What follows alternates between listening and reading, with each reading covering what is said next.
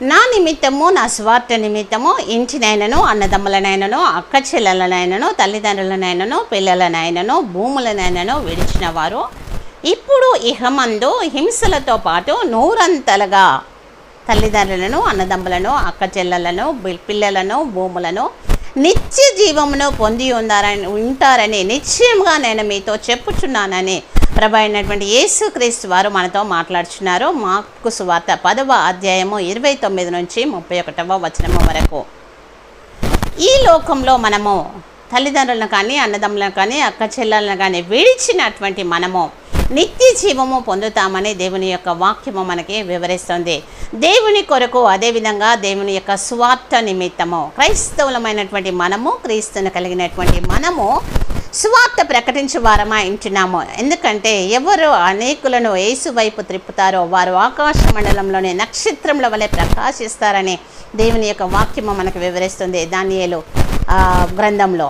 కనుక మనము ఆకాశ మండలంలోని నక్షత్రముల వలె ప్రకాశించాలి అంటే ప్రభు యొక్క స్వార్థ నిమిత్తము మనము ఈ లోకంలో ఉన్నటువంటి మన తల్లిదండ్రులను, మన అన్నదమ్ములను, మన అక్క చెల్లెలను, మన భూములను విడిచి స్వార్థ ప్రకటించేటువంటి వారంగా ఉండాలి. ఎప్పుడైతే మనము ఆ విధంగా ఉంటామో దేవుడు మనకు నిత్య జీవాన్ని ఇస్తానని వాక్యం ద్వారా మనతో మాట్లాడుతున్నారు.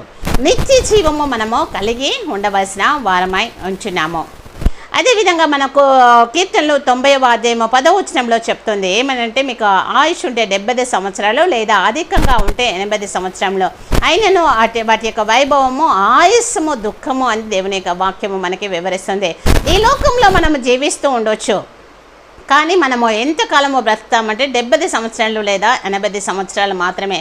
అయినప్పటికీ వాడి యొక్క వైభవము, ఆయాసము, దుఃఖం అనే వాక్యము మనకి వివరిస్తుంది.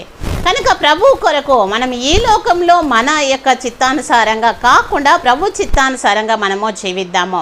దేవుని యొక్క చిత్తానుసారంగా మనము జీవించి నిత్య జీవము పొందుకునేటువంటి వారంగా ఉందాము.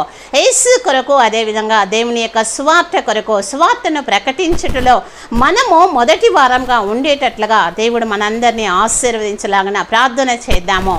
సువార్త ప్రకటించవలసిన బాధ్యత మన మీద ఉంది. అట్టి బాధ్యతను ప్రభు మనకు అనుగ్రహించి ఉన్నాడు. సువార్తను ప్రకటించాలి. సువార్త ప్రకటించు వారి యొక్క పాదములు బహుసుందరములని దేవుని యొక్క వాక్యము మనకి వివరిస్తుంది. కనుక వాక్యాన్ని ముందుకు తీసుకెళ్లేటువంటి బాధ్యత మనకుంది. అనేకులను ప్రభు వైపుకు త్రిప్పవలసిన బాధ్యత కూడా మనకుంది.